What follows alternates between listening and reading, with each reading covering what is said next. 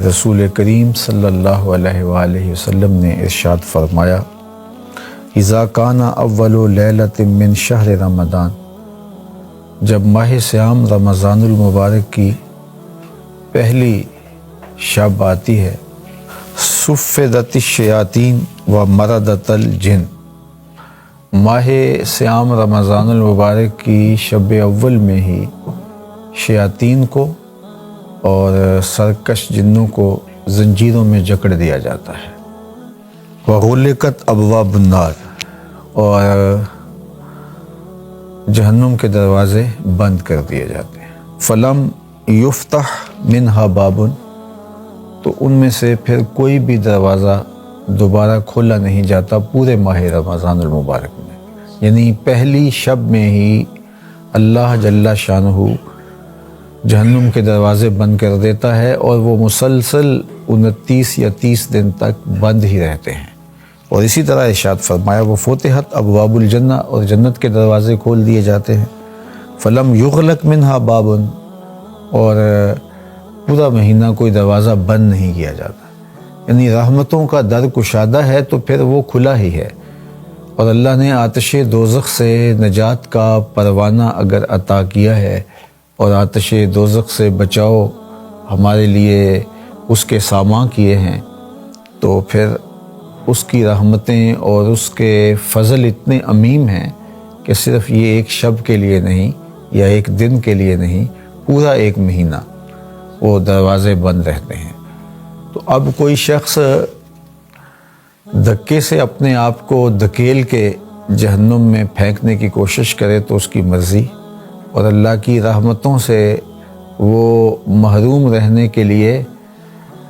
پے در پے گناہ، بدکاریاں اور اس کے احکام کی نافرمانیاں کرے تو اس کی مرضی، ورنہ اس نے سارے اسباب پیدا کر دیے خیر کے، اور جو چیزیں ہمیں برائی کی طرف لے جا سکتی تھیں ان اشیاء سے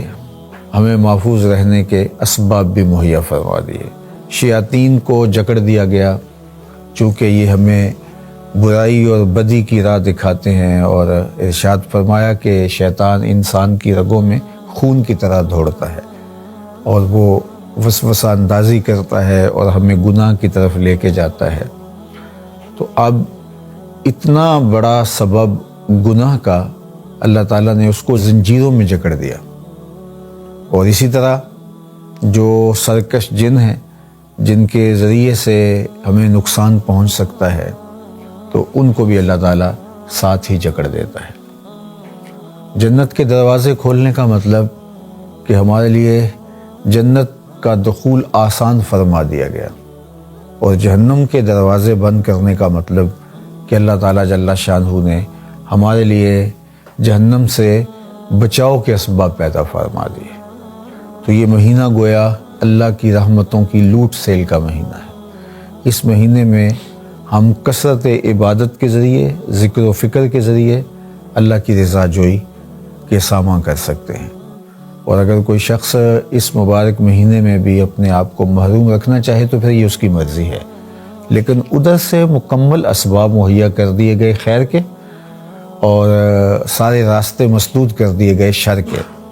تاکہ خیر ہی پھیلے اور شر سے بچنے کے فراواں اسباب میسر آئیں۔ اور پھر اس کے بعد ایک آواز ہے جو بلند ہوتی ہے، یا باغی الخیر اقبل، اے خیر کے طالب آگے بڑھ، یعنی تیرے لیے وہ سارے اسباب باہم پہنچا دیے گئے ہیں کہ تو خیر کی راہوں پہ چلے تو تیری قدم قدم پہ مدد ہو، تیرے لیے آسانیاں ہوں۔ تو خیر کی راہیں کشادہ بھی کر دی گئیں، آسان بھی کر دی گئیں، اور اس کے راستے میں کھڑی رکاوٹیں جو شیطان کی صورت میں موجود تھیں وہ بھی ہٹا دی گئی۔ اب جب راستہ اتنا کشادہ اور اتنا سہل اور اتنا خوبصورت ہو تو پھر اس راستے پہ نہ چلنے والا بدبخت ہی ہو سکتا ہے، اور پھر اللہ جل شانہ بندوں کو آواز دیتا ہے، اللہ کا منادی اس کا نمائندہ پکارتا ہے، اور وہ آواز پاکیزہ روحیں سنتی ہیں، وہ سرایت کرتی ہیں ہماری روحوں کے اندر وہ صدائیں، اور اس پر ہم لبیک کہتے ہوئے لپکتے ہیں، دوڑتے ہیں اور خیر کو حاصل کرنے کی ہم کوشش کرتے ہیں۔